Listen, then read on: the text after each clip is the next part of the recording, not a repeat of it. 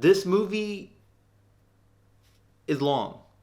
Hey everyone, my name is Erin James. This is a review of the movie Oppenheimer, written by Christopher Nolan, Kai Bird, and Martin Sherwin, directed by Christopher Nolan. We have Cillian Murphy, Emily Blunt, Matt Damon, Robert Downey Jr., amongst other people in this ensemble cast. The story is about J. Robert Oppenheimer and his role in the development of the atomic bomb during the World War II era or time. There are pretty good visuals in this movie. Good sound, really good sound, especially to hear it in the theater. I liked some of the effects and good set design, good cinematography.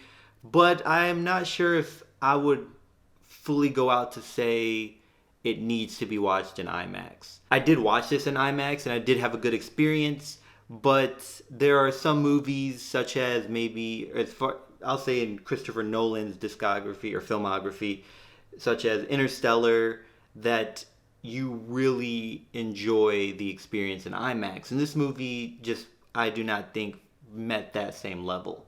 They really made sure to cast a lot of people here, and for the most part, they played their parts well. I mean, I would say outside of the four actors I named, right, their characters, everyone else, I do not think they were very well developed. Their characters were not great. And I think maybe that is why they casted so many people and there were so many cameos in almost every scene to distract you from how poorly developed these characters are. Cillian Murphy as the lead was a very good choice. He played his part well. His performance was great. Probably award worthy, I would argue. And I liked it. I liked the performance. I was very happy. And the design, the costume design for his character, his facial expressions, I was really happy that they casted Cillian Murphy in the lead. And I was not sure what to expect, not just from this movie, but from his performance. This is a 3-hour movie with a 2-hour story in it, I would say. I found myself oftentimes, especially in the first half, saying, I do not feel this scene is necessary. I do not think they needed this to tell this story.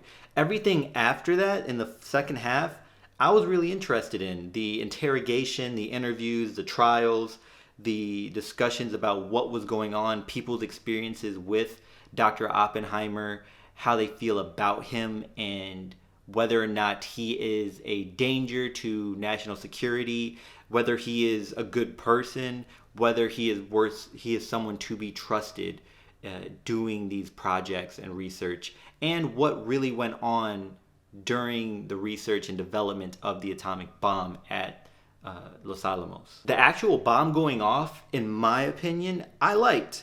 I liked the sound effects for it. I liked the visuals. It looked good. I will say though, the marketing is very misleading. Sometimes you do not need the trailer to tell you specifically what the movie is about. One of the things that this marketing campaign does not really tell you that this movie is a character study. But there are so many explosions in the trailer and it creates this climactic feel. And it's Christopher Nolan and people expect explosions and a lot of action from him. Maybe not always, but often. But I feel the marketing and trailer for this movie was a bit off and skewed in the wrong direction, especially considering there is only one actual explosion in this movie. And unless you actually know what the movie will be about, such as myself, you may go in with certain expectations and you may come out disappointed, especially sitting for 3 hours. Like I said, I like the interrogation, the trials, interviews. I also like the researchers or the events that were happening at the Alamos when the researchers were discussing about how to just create this atomic bomb. I'm very much into science talk in movies and I like learning about this stuff, even if it is questionable at times of whether it's true or not or whether it is real. There is something I read or heard about a year ago about Christopher Nolan, particularly his fans, or what he is to fans. And what I heard or read is that Christopher Nolan is Michael Bay for hipsters. Now, what I will say is that Christopher Nolan has better stories and is more consistent with the type of stories he tells. But I can say what they do have in common, Nolan and Bay, is that a lot of their fans, especially hardcore fans, I feel prefer style much more or much very often over story or substance. And I do not see an issue with that. We want to see cool stuff. We want to see good stuff, good cinematography, really good effects, cool set designs, cool costume designs, colors, the visuals. We want it to look nice. And Christopher Nolan does great at showing you that. And it's great. And so sometimes the story does not really have to be as strong if you can make me compelled and visually stimulated. I mean, The Way of Water would not be what it is without the visuals. Otherwise, it is just a regular story that is not great. I had some issues in the first half, particularly with the relationships, especially with the romantic relationships. Nolan does not do well at writing women, and the nudity was pretty unnecessary looking back on it. And I feel having Florence Pugh naked for, I would say, a majority of her scenes was not necessary at all for this movie, or to tell that storyline that I think could have been completely cut out from this movie, and the main plot would have been the same. I was not as invested as I thought I would be in the part of them trying to get the scientists together to have this team to work on developing this weapon of mass destruction. And I just felt that I was worried for a second, did I make the wrong decision to come watch this movie this late, already having a long day? Hold on.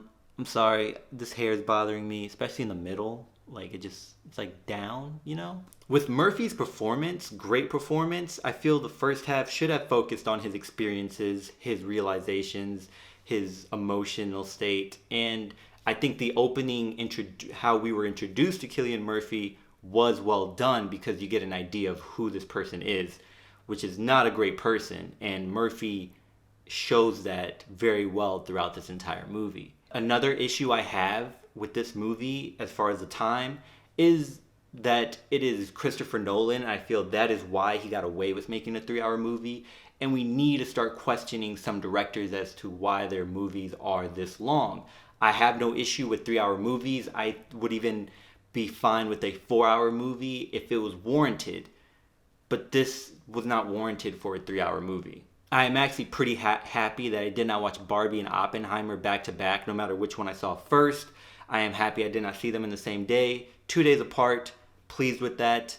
And I cannot emphasize how well the second half of this movie was, but how much of the first half just dragged so much for me that I do not feel that it was justified. Anyway, did you get a chance to see the movie? What did you think about it? Maybe you disagree. I mean, this movie is doing pretty well in the box office and seems to have a good Rotten Tomatoes score, although the one that I saw was just before the majority of the world was able to actually see it. Until next time, y'all take care of each other, check up on one another, be sure to check up on yourself, and remember, potential has no limit.